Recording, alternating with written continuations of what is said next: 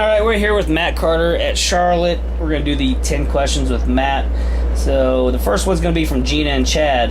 They want to know, what has been your most memorable moment in racing, one that sticks out over anything else? Well, that's a tough question. I've got a lot of memorable moments. I'm going to say probably the first race I ever won, a late model stock race at Hickory Motor Speedway. Because when I first started racing, I was really bad and never even dreamed I would ever win a race there. So probably that. John Ward wants to know, do you do anything for good luck before a race? No, I don't. Never have. I'll say a prayer, and that usually seems to work out for me. So that's it.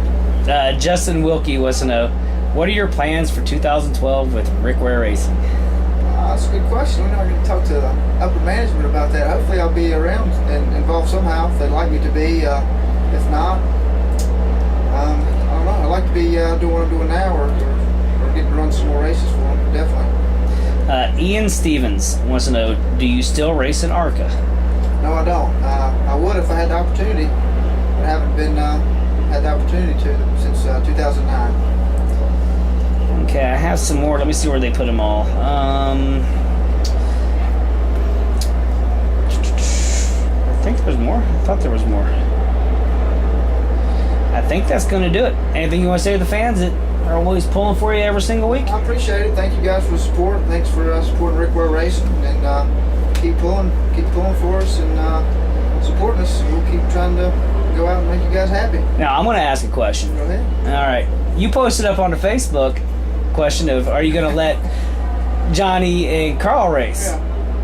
Yeah, I'll put that because every time I look at you guys' Facebook page, people are always, when are you going to let Johnny race? When are you going to let Carl race? Nobody ever asked when they're going to let Matt race, so I figured I'd just ask too. I'm curious. Well, our plans hopefully is at least a Homestead, turn all you guys loose. That'd be great. That'd be awesome. Tear it up. Actually, when you did run your nationwide race this year with Go Green Racing, with Carport Empire that was with us, you actually ran pretty good. That was at Atlanta? Yep, I finished 17th at Atlanta, so that was fun to get to run a full race and hopefully get to do it again if we get to Homestead. I look forward to that for sure.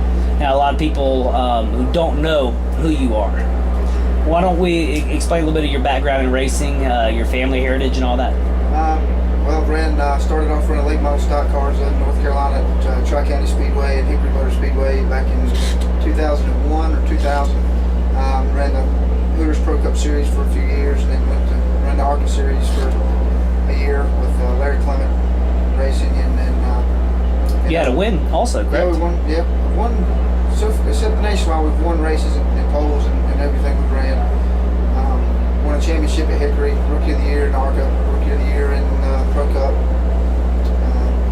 Ran about a half a season in the Nationwide Series in 2009. And ever since then, just kind of been trying to do what I can do to stay around the garage and get in the car whenever I can. And, my dad's been around racing for 30 plus years. He started back in 1969, I believe, with LG DeWitt and Benny Parsons down in LB. He's won a few Cup championships, and he's been around a long time. So I guess I've always wanted to race. I just it took me 18 years to finally get him talked into letting me do it. So I was 18 going to college when I ran my first race. So I'm a late bloomer, I guess, maybe.